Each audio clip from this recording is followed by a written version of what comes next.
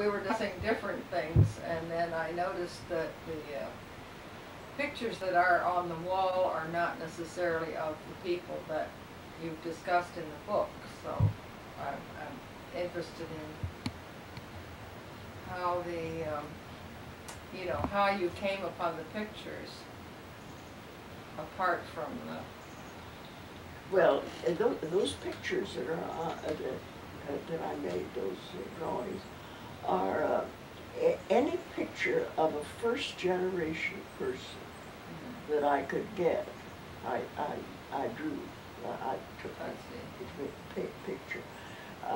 Now there are many of the people that I talked in the book, and there's no picture of a first-generation person because they were lost in fires. Right. And a great many family Bibles were lost in fire, so yes. the records of families are lost. But the way, if they were first generation, I did the picture. Mm-hmm. It seems in looking at the different pictures in our collection as if there must have been photographers coming to the island at certain periods of time over the years. Is that, are there any remembrances of things yes, like that? I can't remember who told me this, but a photographer from the mainland came over every year and set up a tent back of what was Noni's house. You think of as Noni's house. Set up a tent and took pictures once a year. It was a commercial photographer came over. So many of them, I suppose, came from that. So many people had their portraits taken. And then I don't know where those what do they call them? Those chrome ones come from, you know. They are very difficult to work from because they've just washed out all of the detail.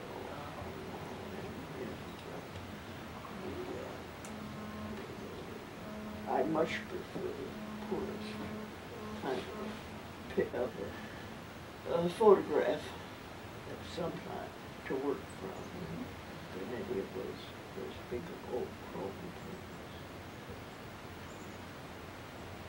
You put you know where the shadows ought to be. Yes, so you could go. Yes, sure.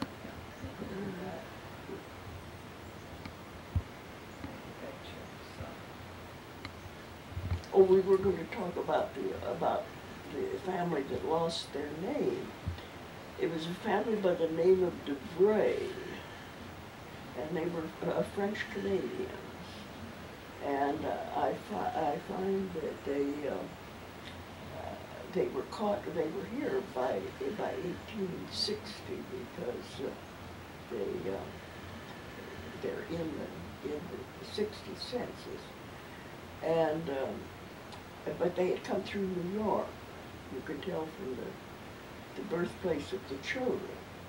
The parents were born in Canada and were French Canadian. And as I say, the name was Beaver.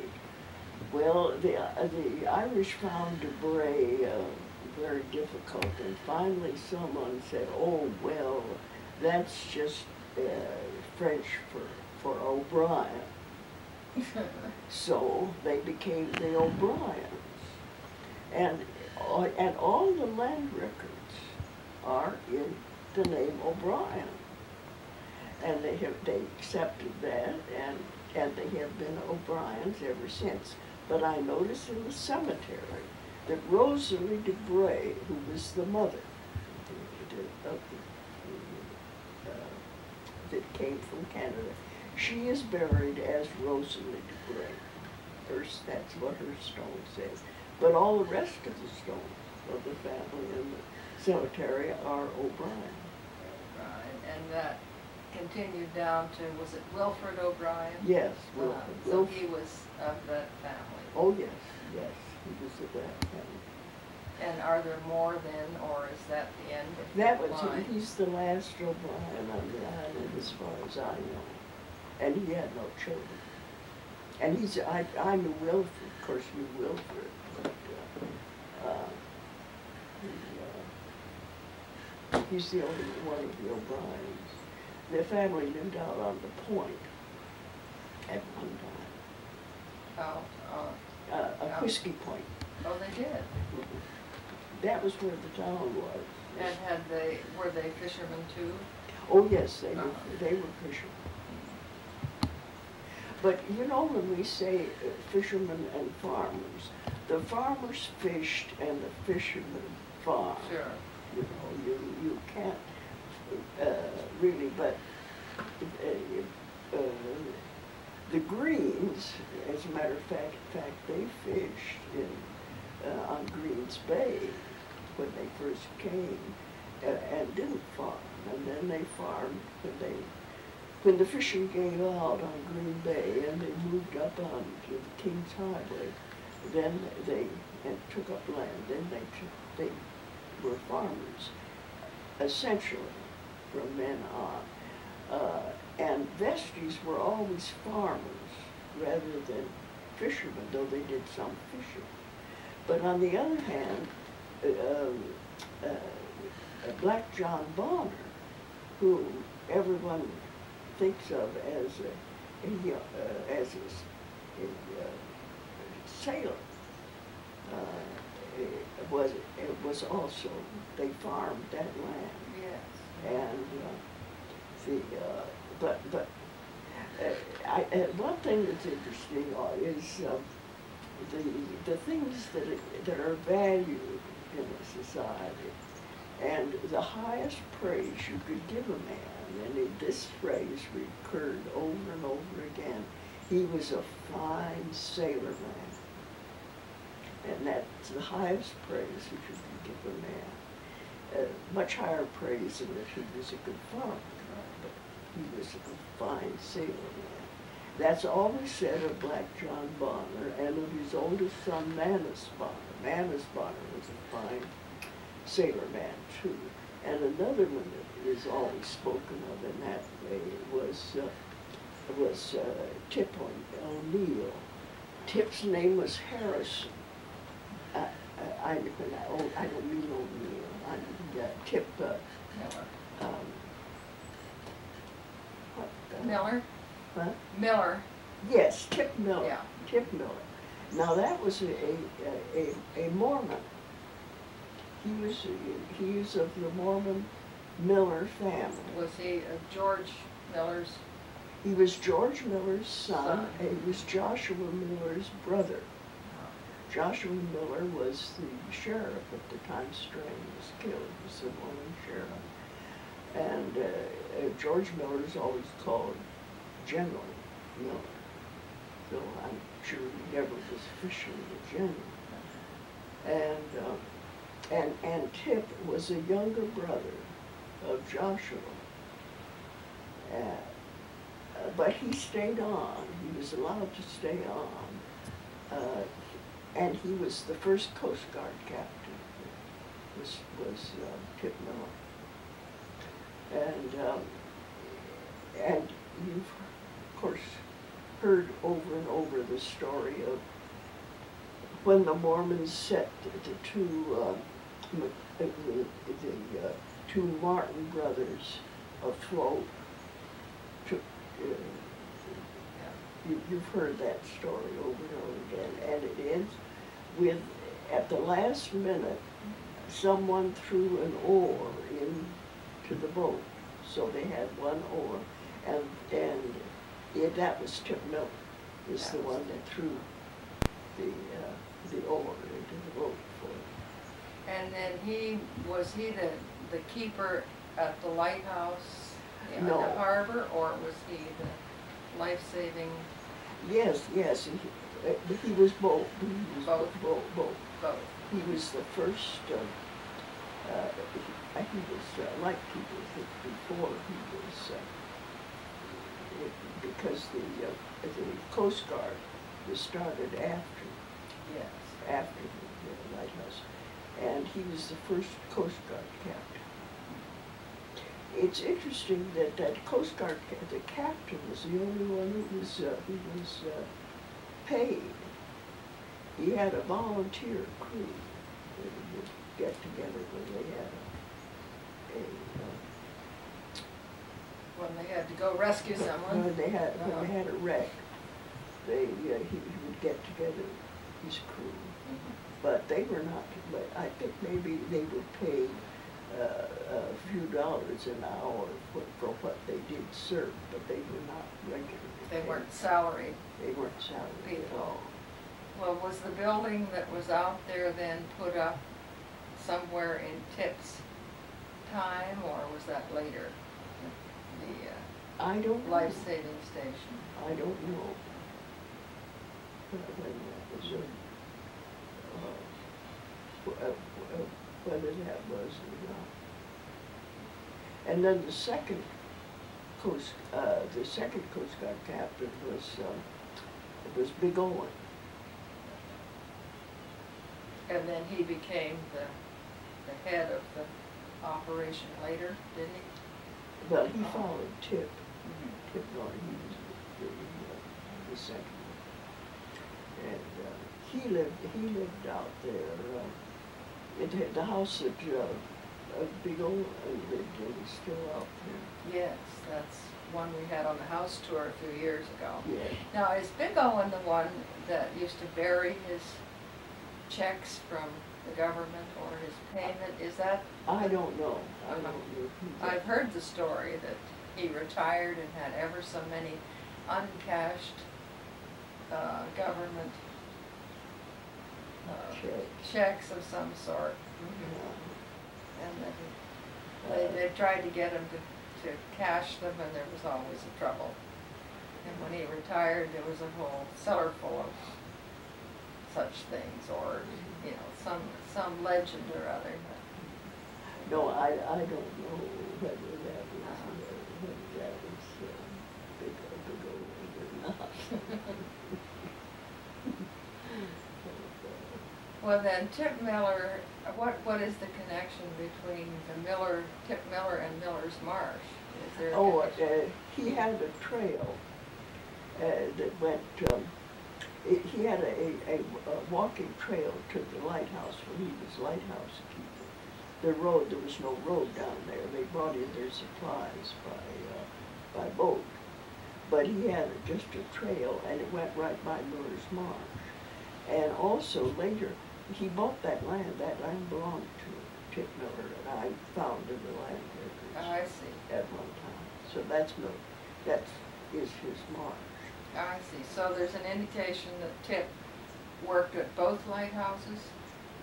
No. No, just no, the, he was Coast just Guard. Coast Guard is different than up here. Oh, okay. He had nothing to do with the harbor life. I see. He was at the head.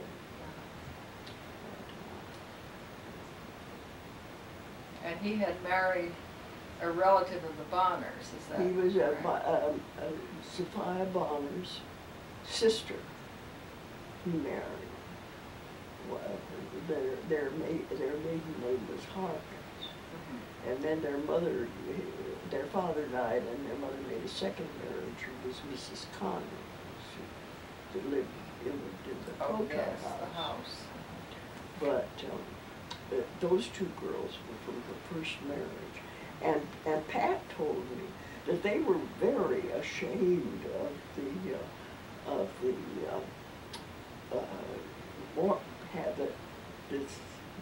that she married this Mormon. He was very ashamed of this, and he never even met his aunt until he was grown. Oh, really? They would have nothing to do with it. Because What, did Tip continue being a Mormon? Oh, no. No, he Oh, was, no. Not really very interested, I would gather, no, the stories about. but this is what Pat told me. Well, then they moved off to Point Betsy, did they? I think that was part of the story. I don't know. Uh-huh. I don't know what happened when they left.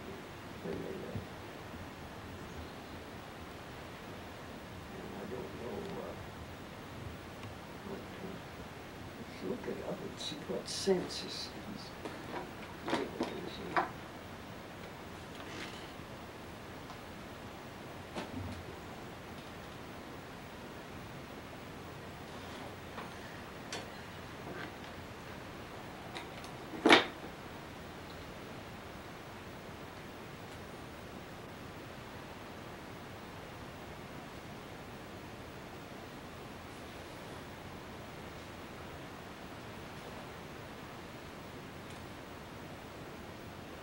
Well, the first census he's in is in the,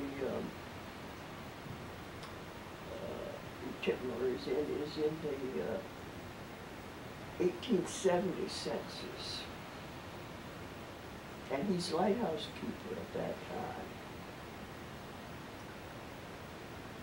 And Bridget, that was his wife's name. She's 27.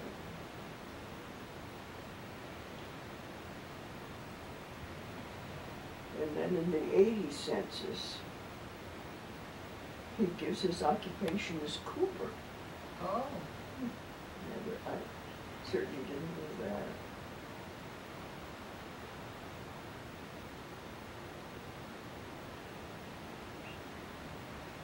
And then, of course, the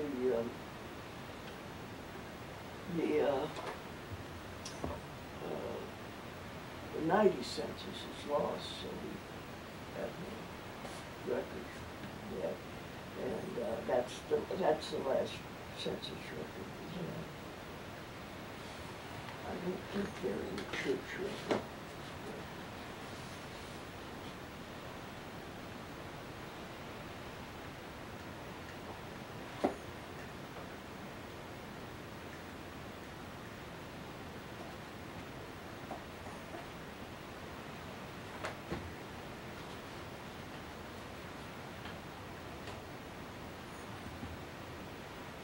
Got a lot of Malloys.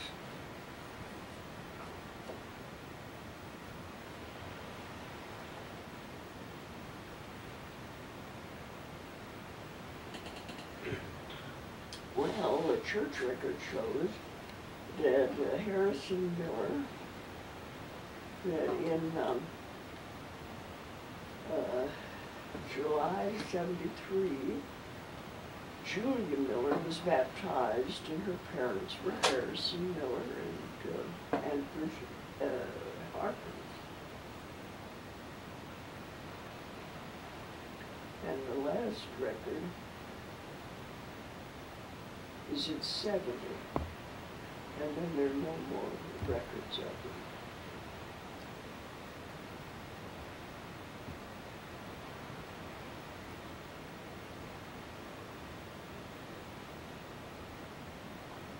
Well, I think he went on to be lighthouse keeper at down the coast somewhere, and I think Point Betsy was one of the records of his. So he left the island apparently. Thinking of Pat Bonner, probably he wasn't around to meet the aunt and uncle. Yeah. Well, the Bonners were always engaged in shipping, weren't they? They seemed to have a lot of. If they had Bonner's Landing, did they use that? He anchored, I understand, he anchored his ships out there very often, his boats. He had several boats. The Rutland is the one you hear the most of, and one of the things he used to do was to one of the ways of making a living was gathering bark for the tanneries. Yes. And it was very destructive of the because they just tore the bark off and just left the logs. But he used to take loads of bark. John did. Bonner did to sell. That was wonderful. We have a picture of taking tan bark from Iron Ore Bay too, and I think that must have been Manus Bonner when he had the Rouse Simmons. So that must have been a constant family practice. Now that dock down there at Iron Ore Bay belonged to Johnny Green. And do you remember where it was on the bay? Oh, yes. It was, as you came out on the road to the bay, it was just a little bit to the right, and then went straight up. Coming from the west toward the east? No, come from north to the south. Oh. See? It went straight up. Yes, but I just wondered, at which end of the bay? Well, at the, as you come out, you're facing south. Uh-huh. And it was slightly on, it was almost right where the road comes out. See, but it was just uh-huh. very slightly to the right. Uh-huh. And it was a long dock. Was it there when you came still? Oh, yes, Yes. yes. Uh-huh. It was there it was there many years. Yes. Because when we first came, we didn't get down to the, in fact, the road wasn't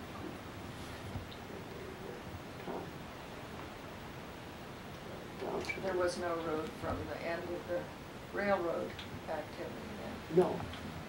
Did you ever ride the railroad? No, yourself? no, not that I've ridden a railroad like it, but Uh-huh. a lumber road in Wisconsin, but not. That one had probably just been pulled up before you got a chance. No, well, they were running Uh-huh. the first year we were here, but what they were doing was they went out and they were pulling the ties and the rails up that were still usable. That and because they use them in another operation someplace else, but that's what they were doing. Uh-huh. Was pulling up the ties.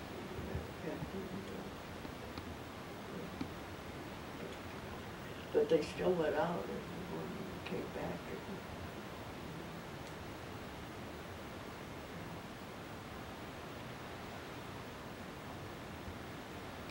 Well, there's so many little bits and pieces. I'm reminded then of the lighthouse, and the question came up not too long ago about Dominic Gallagher's stay there. Have you any, was he there, was he the keeper when you were, Oh, yes. when you first came? That's Dominic, that's Big Dominic's son, Dominic. Yes, right. That's Clink's father. Clink's father, yeah. Yes, and as a matter of fact, you know, one year a friend of mine was visiting me, and she and I walked around the island by the roads. We'd just been taking a field course in Wisconsin, a geology field course, and we'd been walking 20 miles a day, 6 days in the week, and 10 miles on Sunday. You know, we got Sunday morning off. And we were in really good shape. I guess. And we'd been walking 20 miles a day. So we decided we'd walk around the island and by the roads. So we started out one morning, and we got a late start because my mother, it looked like rain, and my mother wouldn't let us go. And so we didn't get started till about 10 o'clock. And we walked from here to the lighthouse. And then there was no road from the lighthouse up to Cole's mill. And we'd written Mrs. Cole, and we'd spend the night there. Spend the night there. And so we walked to the lighthouse, and then we walked up the beach walking, which wasn't very good. The 8 miles up to Cole. Oh, yes. And then we spent the night there. And so on that one day, we walked 28 miles. And I will admit that the last 8 miles on the beach is the longest 8 miles I ever walked. But you certainly didn't want to disappoint her and have her worried about well, what I was thinking was, and Dominic was the lightkeeper, you see. And the men were just, oh, we stopped at the lighthouse, and they showed us all over the lighthouse and everything. And they were just bound to turn. We were going to stay there for dinner and have dinner with them. But we had told Mrs. Cole we'd be there in time for dinner, so we went on up. So then we ate with the men who worked at the Coles Mill. No. And then Mrs. Cole, it was wonderful. She had a cottage ready, an empty cottage ready for us with the 2 double beds. Oh, with those nice fresh sheets on it. We went in the lake, and then we went to bed. And oh boy, we didn't sleep. And she had summer guests at that time. Yes, Yeah. there were a whole a series of summer cottages, of which the only one left standing is the ones the Smiths have, you know. The Isle of Wild? Iowa. Oh, that was built by... That was built about the same time this cottage was built. And it was built by, I can't think of it. The name is slipping me right now. But he was a... Ray? Huh? Was his name Ray? Ray, oh yes, Yeah. the Rays. It was really... And he built the house himself. It was, he was a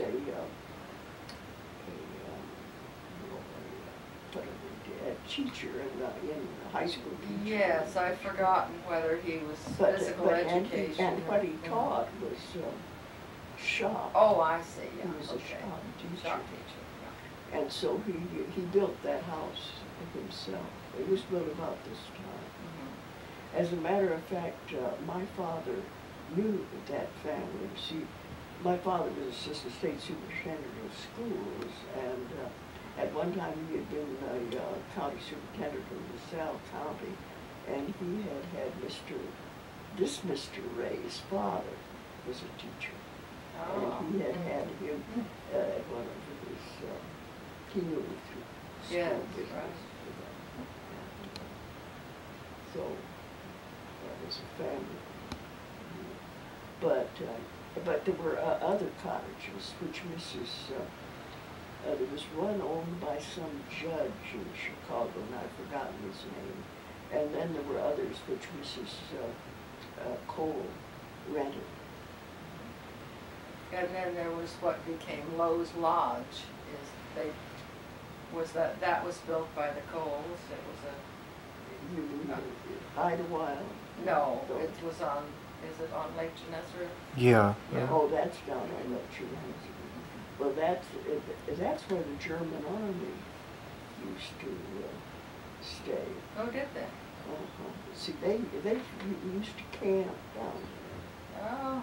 They had camp down there. And they were coming up when I was first here. I see. They didn't always stay at the Beaver Hotel. Oh, no, they only stayed there a very short time.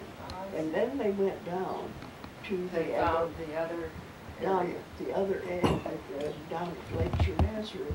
That's where they did most of their fishing. And they would camp down there. And if they were, and those whose wives came along stayed at the hotel, and they were not allowed to come down to the camp or anything. This was a bachelor men's affair. The German army was. And they, of course, Beaver, our first year here was in 1915.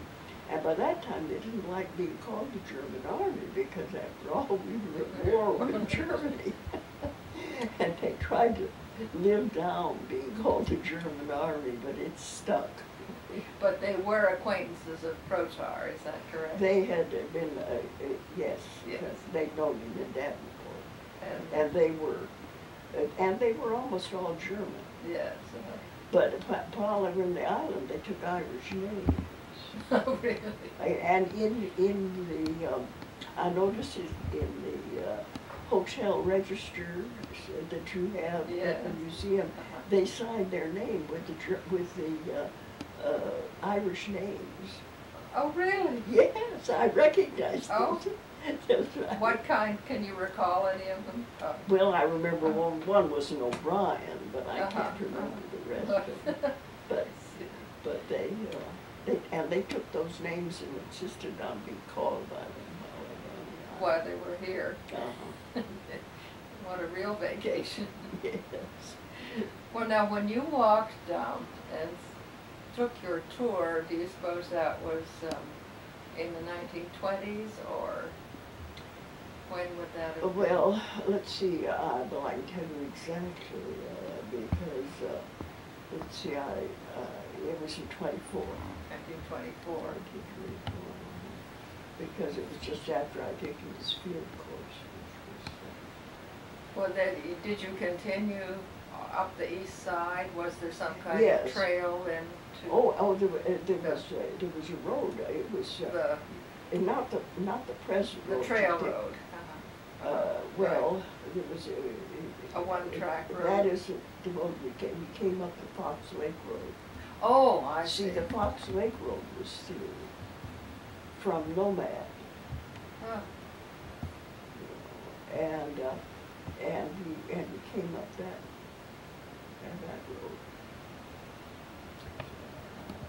road. But the trail road went to Mike Boyle's Beach. Yes. And stopped. And stopped there. And when the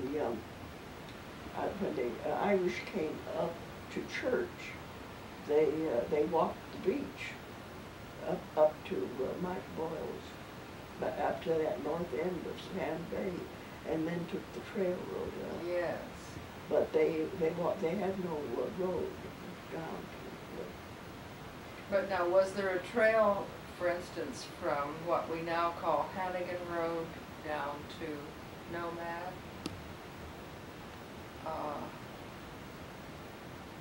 Or from Macaulay Road, perhaps? Nomad. There's the remains of a one-track trail that apparently predates the road that was put in 1935. Like that. Well, of course, Hannigan's Road,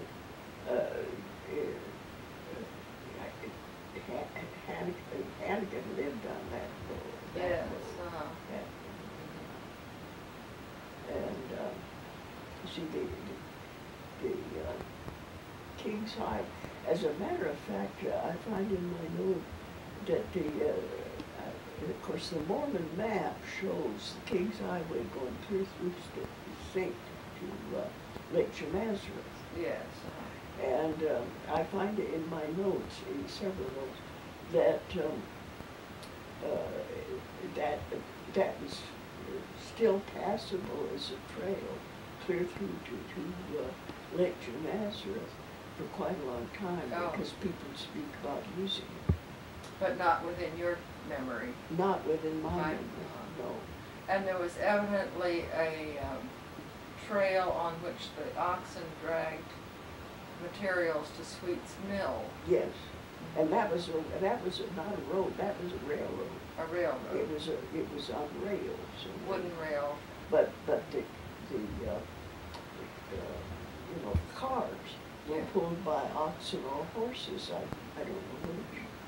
But that wouldn't have followed what is now Hannigan's No, Road. it was at a diagonal, and it shows on I showed on a map which Marguerite had, a London map she had, and it showed on that.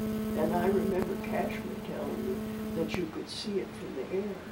Oh, really? You could see where that diagonal went off southwest. Yes, he put it on the history map, I know. But you could still Yeah. see it. I was just trying to picture the road from which you would have come from Nomad to Fox Lake, and I was just Well, curious. that's, you know, that,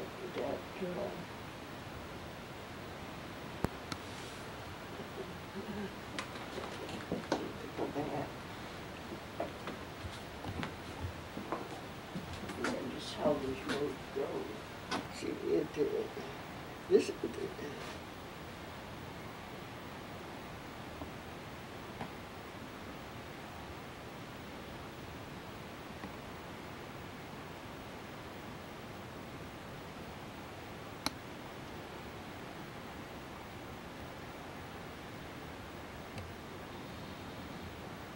by that time, there was a road straight through the road. By the time we walked around, Yeah. there was a road.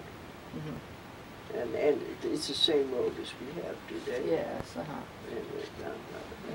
by that time. But at one time, that was not so. But to see if you, the Mormon map shows this. Yes, island going straight down. Going Right down. straight down. Well, then Nomad is, let's see, right? Well, Here we are, somewhere up it's, here, somewhere in this Macaulay's Bay. Yeah. There.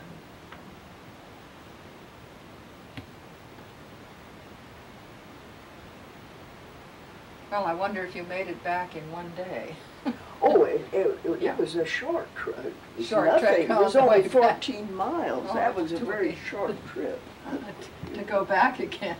And we stopped at Ike's, I remember. And their cottage was what's five ways up that road. We stopped there.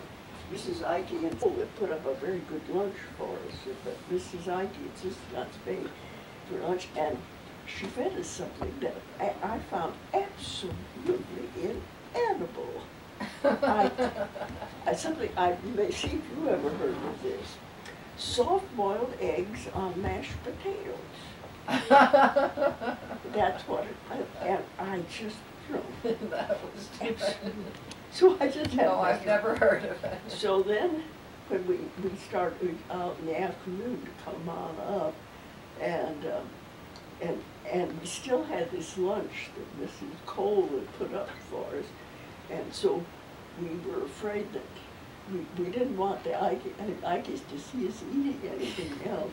So we went and hid in the woods, and sure enough, they drove by while we were eating. So, but we were eating our good chicken sandwiches. The Ikeys were they summer people or? Yes, he was a dentist from Chicago with a very bad hay fever. Oh, yeah. And they came up every year, and they were a family, had two girls about the age of my sister and me. But they were so far away, we didn't see very much of them. So we saw pretty seldom, but we all, I think we first met them coming over on the boat. But in those days, you just, you know, of course, when I was first on the island, there was only one car on the island. Oh, really? And that belonged to the Daniels family. And do you know who the Daniels are? Well, the Smalley Daniels says something, but I don't know. Well, they were summer people. Oh, I see, okay. They were summer people. And Mr. Daniels, well, that house that, and the fireplace is exactly like this one. It's out on the bluff. Oh, that's called, used to be called the Sunset House. It didn't. Perhaps. I never heard that. Uh-huh. But that was the Daniels. Go beyond Bonners. And Yes. you angle down in that big house. Well, that belonged to the Daniels, and it was one of the houses built by Mr. Tilley. And, you know, and all the fireplaces at that time, you know, were built by the same man. Oh. He came over from Charlevoix. Oh. And built all the fireplace in this house, the fireplace in Miss Grisella's, which you think of as the Heflin's, and the one next door there. And all, Bird's house. were all built by this one man. And Mr. Tilley built Built all the houses. except that's the one next door over here was a Sears Roebuck house. Oh, came in a One of package. those Yeah. one of those cut to fits. Yeah, Sears so Roebuck. It's eligible for the National Registry, you know. Oh, really? Those cut to fit Sears houses are now eligible for that. There aren't very many of them left, I suppose. There aren't very many of them. Mhm. And, but anyway, to go back to Mr. Daniels had an old Maxwell Oh. car. That was the only car on the island, and he drove in with it. So we didn't get around, you know, very No. much. Of course, the Floyds had a livery stable, which was a back of the little house that is now Walter Wojin. That was the Floyd house, Yes. the Floyds lived. And then back of it, there were big barns, and you could hire a horse and buggy and drive around, and that's the only way. The first time I ever saw Fox Lake, we drove down with a horse and buggy that we hired from the Floyds. So occasionally you did take trips around. With a horse. And But it must not have been much later than that you brought a car over, your parents brought a car? oh, it was quite a lot. The boat at the time could only bring one car. And the roads, Michigan roads or Illinois roads or any kind of roads were not like they are Right. now. It was quite a lot later before. So perhaps in before 1930 or so. Before we began driving up, we always came up on the big passenger boats to Charlotte. From You Chicago. came by train to Chicago and then by boat to Charlevoix? And as a matter of fact, when Ann was a baby, I could get on a train in Crawfordsville, Indiana, at 1 o'clock in the afternoon, get to Chicago in time to make the resort special, which was an all-Pullman train that came every night from Chicago up all the way north. Get on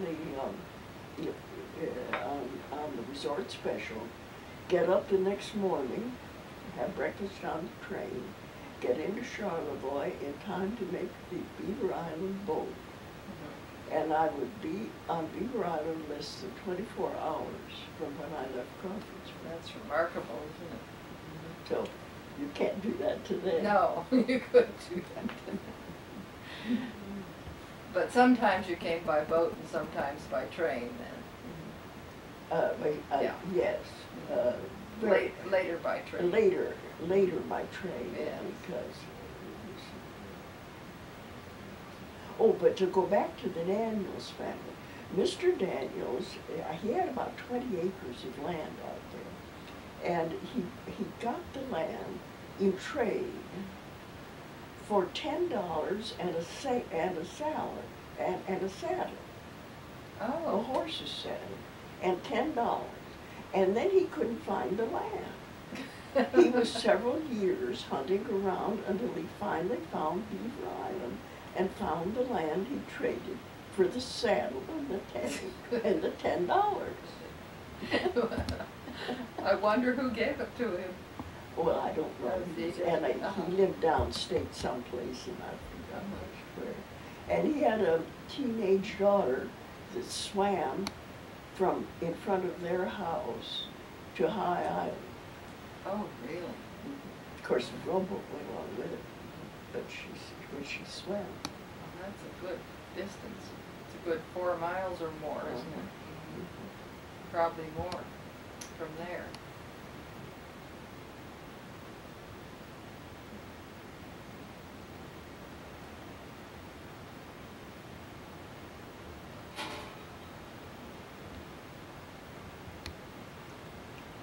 Then you brought your own family here. You probably had a car when they were small. Were they?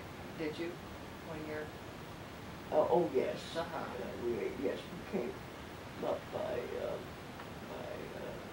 car when I was With your children. I think I remember seeing in the among the pictures your sister took, your car going on the boat and your parents going on the boat. And that was and the roots were there also, I think.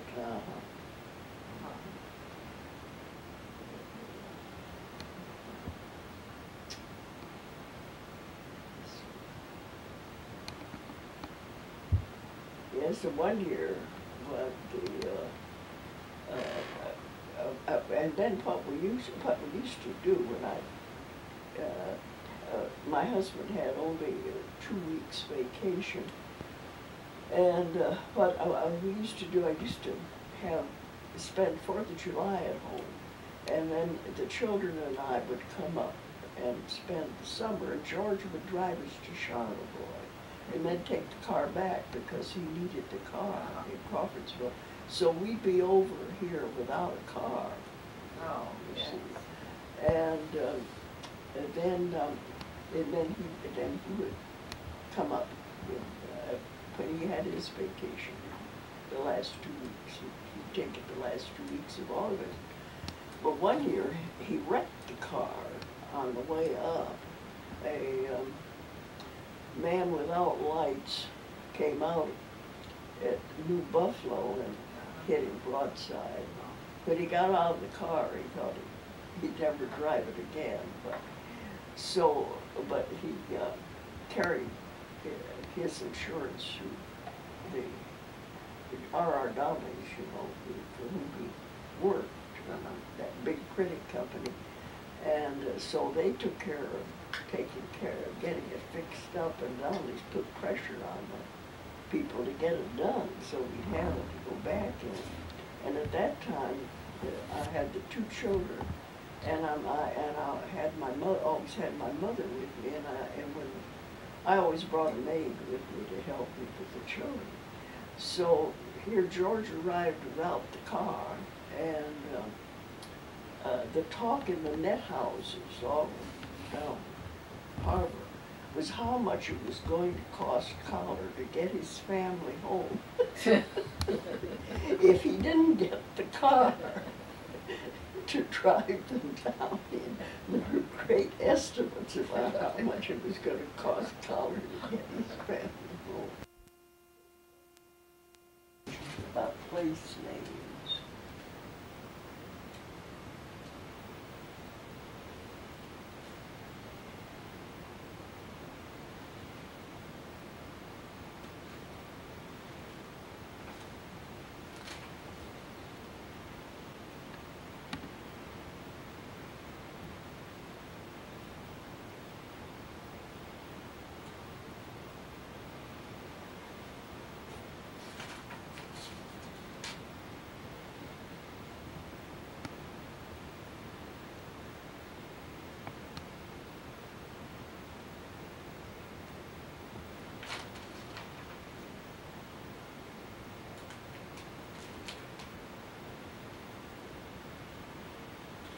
This is one thing that I just don't understand at all. I have not, this is taken from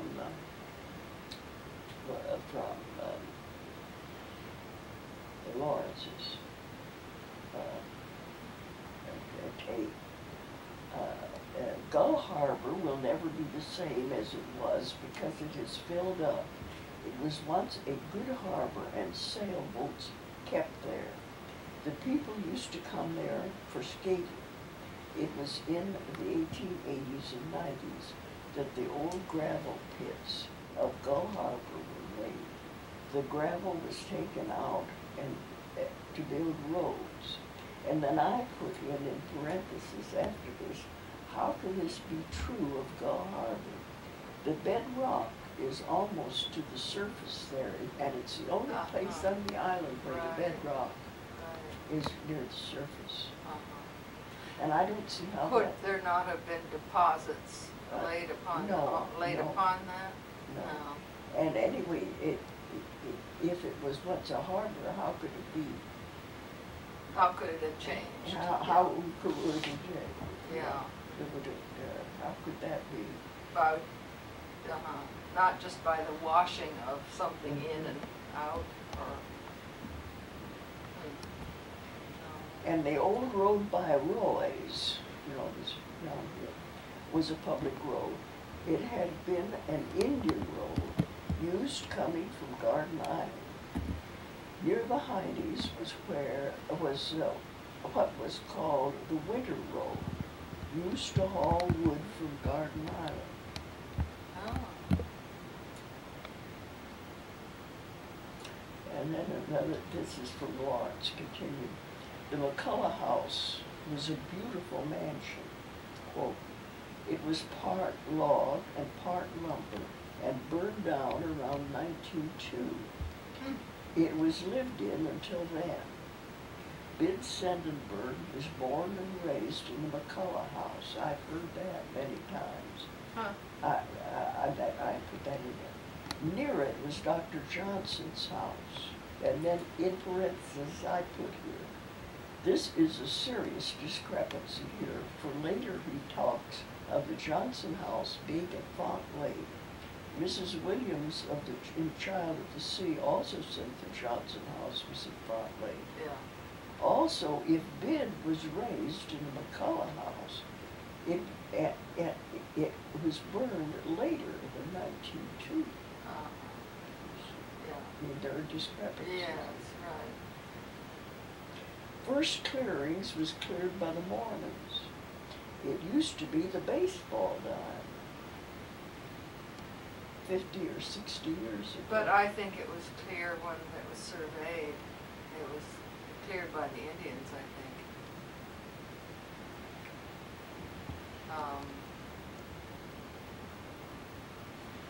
You know, I think it appears on that 1845 survey as a clearing. Clearing, yeah. Or at least certainly the trail ran through it. And it seemed to have been some use, if I'm not mistaken. Anyhow.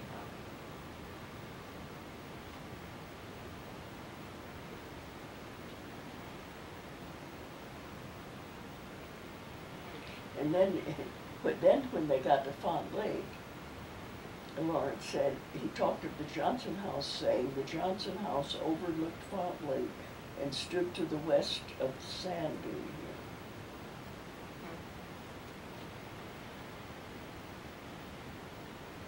This. And where is he talking? Is he talking on Donegal Bay or out on the Donegal Bay Road. I thought that there was more connection with the Maloney's Point. And then you see, he says here, then the next thing is the Leonard House. Now that's that house as you go out to Bay, that road, and when you come to the place where you could see Font Lake, you know, when it's open. And you just yes, where the Parkers live now. Well, yes, and then that house on the right is the Leonard House. The Leonard House was an old rooming house. Next comes an accounting, the conversation you had with Cisco. Now Cisco, there was a house that was called the Cisco Place, and it was down there where that barn is, where the Allen boy had a riding stable. Right, yeah. There was a house stood there, and it was the Cisco house.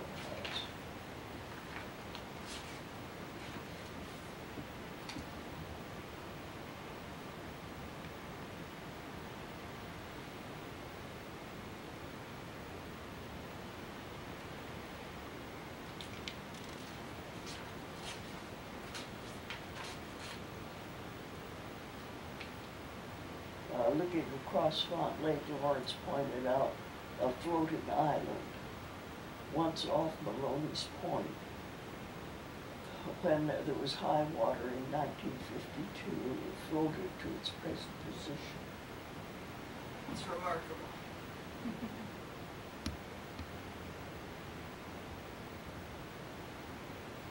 At one time, when old man Maloney was still alive, Font Lake overflowed its banks. One morning, the Maloneys heard a roaring sound. Maloney traced the sound and found the water, quote, running through the mountain gap. This must be the inlet to the southwest corner of the lake, I think, and over second clearings into Lake Michigan. And it's where they cut, I suppose, they cut a channel through there, just the last few years. That's how they got this beautiful beach out here, Oh, really? Uh-huh. Hey, this is a better beach than we ever had before. Oh. But a lot of sand, just an awful lot of sand is washed out when they cut that bridge. And the current comes up this way, current, and brought all this sand up on our beach, and it's caught by this little point up here. It doesn't go beyond there. Oh. And so we got all this sand. My steps are completely covered. I'm going to have this completely new steps.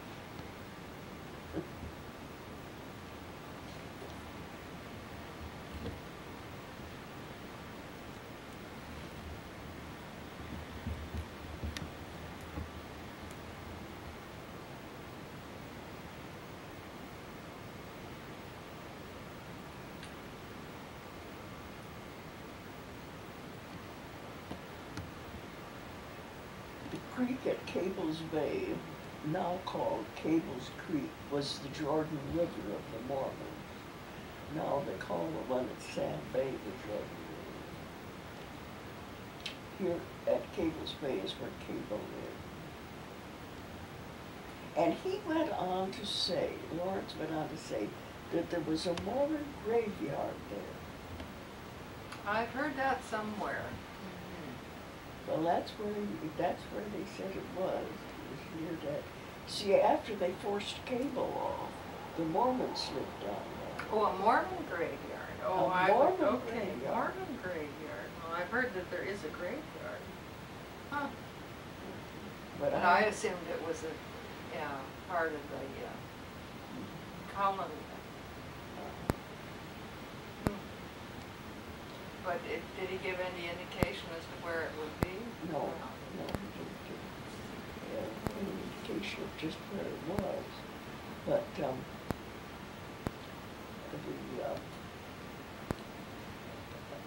I don't think that at Cable's time that they had a graveyard down there. I see. I don't believe so.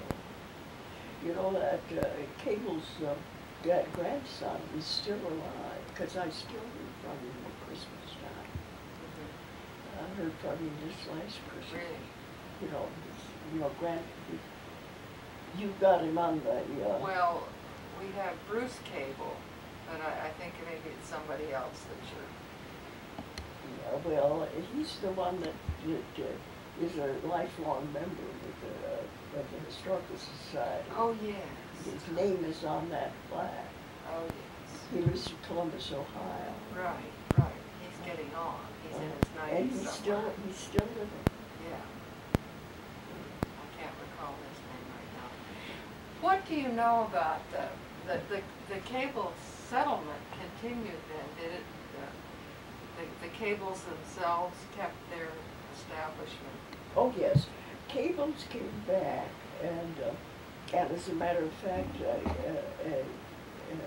that was after they came back, I think, that this man's mother was born.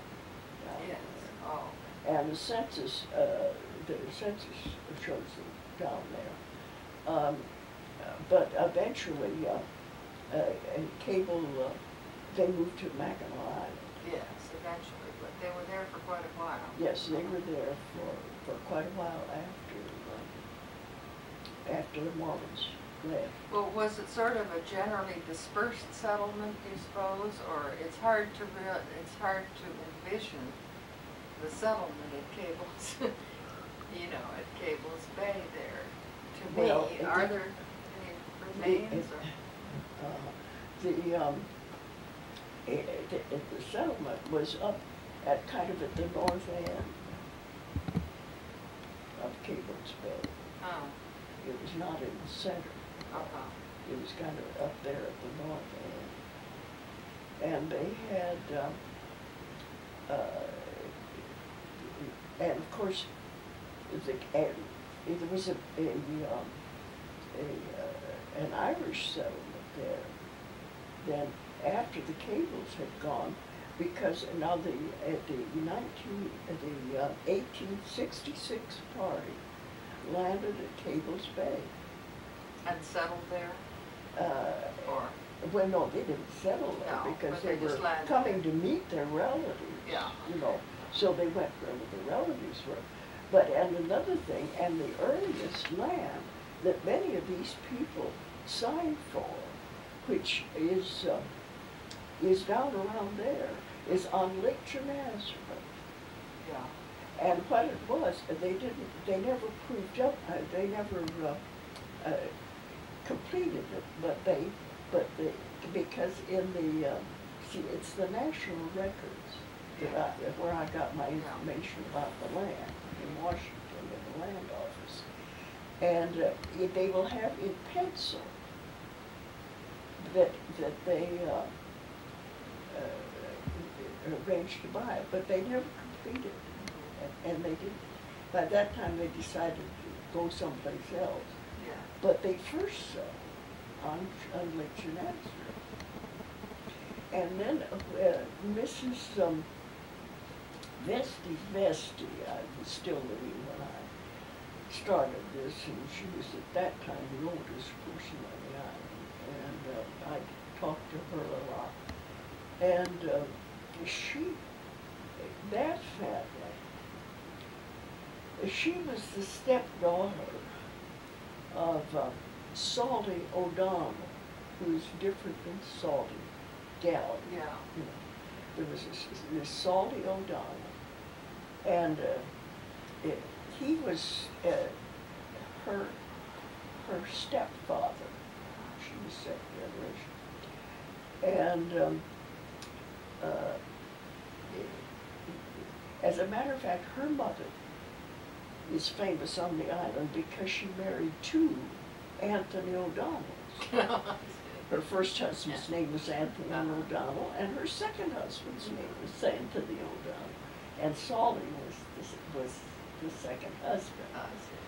And they lived down on Lake Genazareth. It's the first place that they lived.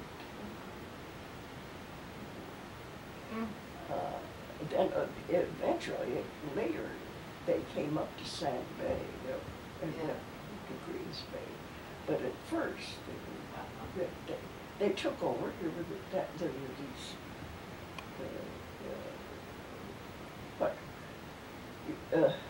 houses that were down there around that was quite a settlement.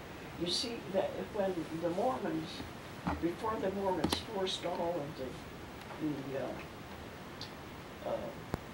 non-Mormons off the island, they forced it from the harbor area, and they all went down there. Yeah. And they all went down there to live. So there was quite a settlement at one time. And I wonder what caused it to fade away. I mean, apparently the people who went down there were forced off eventually, but some came back, among them the Cables. I wonder why, why there didn't, a permanent settlement didn't persist there. Well, probably they fished it out. That's what happened to the settlement on Greens Bay. See, there were 12 families lived there. And in my information on the fishing, you see that almost all the fishing they did at that time was pound nets, and it was inshore. Yeah. It had to be close to shore, and they did all of their fishing close to shore because that was in the days of all they had was sailboats. Yeah. And it was too difficult to take care of nets out to go far. Well, then for instance, they fished out Green Bay, and there were no more fish. And they did the same thing down there around Tables. And then they moved someplace else. And you see, at one time, there were 2 stores down at Sand Bay. Yeah. And they lived down, it was quite a settlement down there on Sand Bay. Yeah. And as a matter of fact, the Vernon, you know, Yeah. It's sailed from Sand Bay, from that dock down there. But you see, when I was first here, there was no one lived down on Sand Bay except my mother. And you feel that was fished out too. Whether, probably, you know, it was probably. And some year, and once, his first, a couple of years, the Greens and some others went to work on the railroads because they couldn't make a living for the fishing. They fished the thing out, there were no fish. And so they went in the summers and worked on the railroads. For 2 summers. For goodness sakes. You mean on the lumber company railroad? No.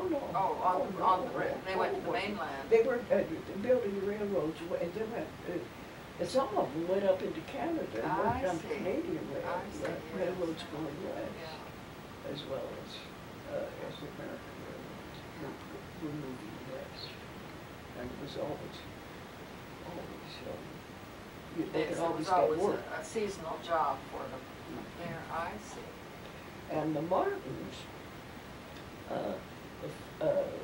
went down and worked as on the docks in New Orleans Really? for several winters.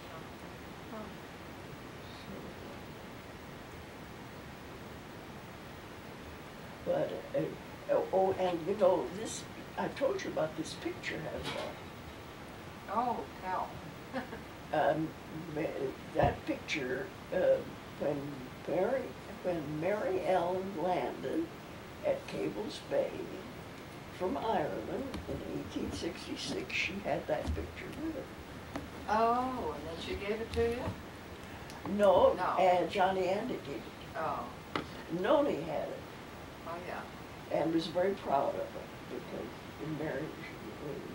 it had been Mary Ellen's, and she was very proud of it. And so after she died, I asked Johnny what happened to it, and so he gave it to me. He just stuck it away. Yes, okay. Now, Mary Ellen was his mother or grandmother? Oh, his grandmother. His grandmother. And she was the midwife? She was the midwife. Uh-huh.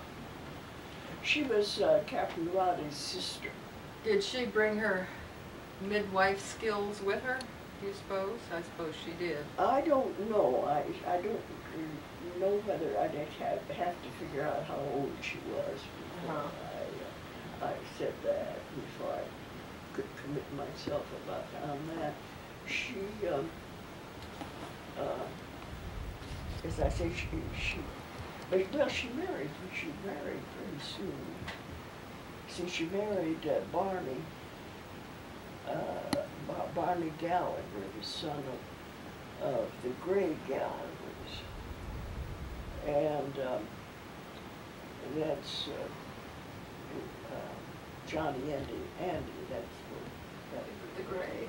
And the Gray. Why are they Gray Gallaghers? Yeah. And the Gray Gallaghers were not related to any other Gallagher family on the island. Yes. Well, her husband, Barney, deserted her, and she raised the children. And that's why they're called Mary Ellens. The Mary Ellens. Because, you see, you, you speak of Andy Mary Ellen and Yeah. Patty Mary Ellen. Well, they were raised by their mother. There's another family that were called the Sadies. In that case, the father died, and they were raised, so they're the Sadies. Yeah. Uh, but Barney deserved. Did he leave the island? Well, I find him in the census living by himself.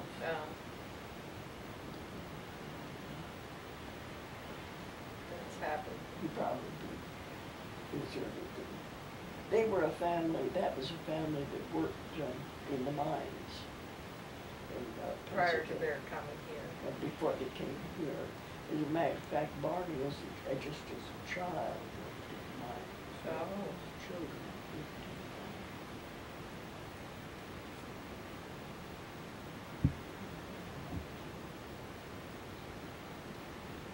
Well, you'll eventually get that picture, but it'll be fun.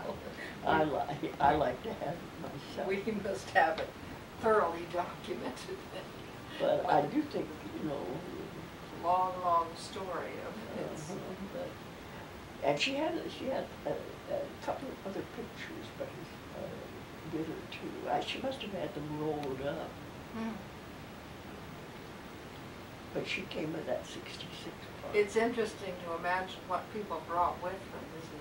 Mm-hmm. I know we have one little picture that came from Ireland, a little stoneware picture, for instance, but you wonder what they brought other than their clothing and their family Bible or whatever they brought. Well, they told me when I was in Ireland, and I was out at Erin, when I was in Erinmore. You see, there's a Rutland. At the time that these people lived there, the town was on the island of Rutland, which is just a few miles from Erinmore, between Erinmore and the mainland. Oh, yeah. And it's completely deserted. No one lives on Rutland. Oh, really? No. But it was where the town was, and that's where the docks were, and so on. And they told me that the people got on the boat to come over with a sack of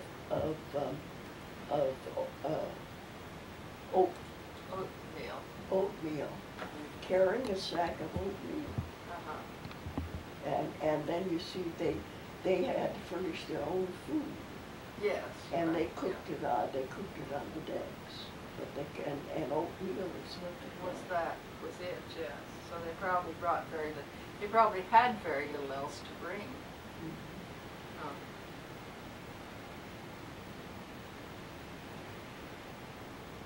Probably sold what they had to buy the oatmeal, if they had any. And that's where, you know, I heard it's a story of Nappertan. You see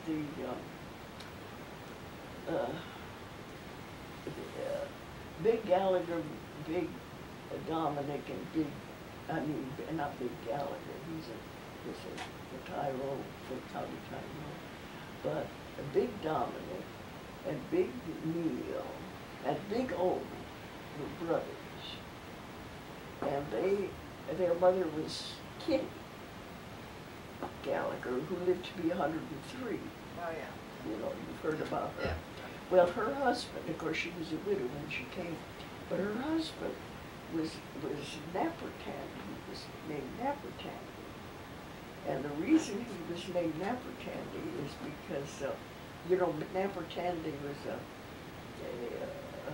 a revolution, was a face. He's in the song about, and I said to Nappertandy, he's in a song. And he was in that French led revolt that was, when was it, in 1790 something, I forgotten the exact dates. And anyway, there was this French boat who was coming over, bringing French soldiers over to help with the insurrection. And Napper Tandy was an Irishman who was bringing them over. And he was on this boat, and it came in with a storm, and it came into the shelter there at Rutland. And there was, and the baby, who later became Kitty's husband and the father of his 3 men, but it was just a baby, and there had been no priest he hadn't been baptized because there had been no priest. And so they took the baby out to the ship thinking there'd be a priest on the ship. And and there was. And the baby was baptized, and Napper's Tandy stood as his godfather. And so that family, or the Napper, their grandfather was, their father was Napper Tandy. And they were very proud of him. But Kitty's the one that lived to be 103. And was lost in the woods for 4 days when she was in her 70s or 80s. Oh, really? You've heard that No, story? I haven't. Well, she was, she lived with Dominic, with her son Dominic, but she decided she would visit her granddaughter, who was married to Sam Dunley, who lived up on the Socktown Road. Yeah. And she walked up, and she stayed several days, and then she decided it was time to go home. So she started to walk back down to Dominic lived on Hannigan's Road. Oh. So she started to walk back down to Hannigan's Road, and she got lost in the woods. And nobody knew she was lost because down at Dominic's, they thought she was up with the Biddy Sams, and with the Biddy Sams, they thought she was down with Dominic. And so nobody knew she was lost. And she was lost for 4 days in the wood. And Manus Bonner was out looking for a lost cow, and he found her sitting on a stone on Macaulay's Point. Oh, really? And she lived on berries and stuff that she gathered, and she perfumed. No problem, it's just lost.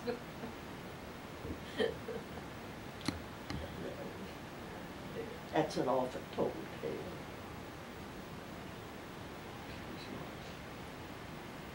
And of course, Frank Neckerman, you know, loves to tell about his grandmother was. Anyway, she lived to be 107, and she died from an accident. And the accident was that she was washing her own windows and she fell. And she was 107. I tell you, they were hard in their day. The ones that survived really survived. Well, yeah, of course, I feel that the reason that the Islanders have been so physically strong, and so many people, you know, ask you, well, is there, because it was isolated and so on, were they born with 2 heads? Yeah. You know, this kind of thing, or simple-minded, or Right. something of that sort. But I think there are 2 good reasons why they're not. One is that these were the people who had survived the famine, Right. and the wheat died. Strong genes. You know, the weak had died, and it was an extremely strong stock. And the prohibition of the church against the marriage of cousins. And you take those two things and put them together, and you get a strong stock. Yes, you get intertwining of very strong fruit.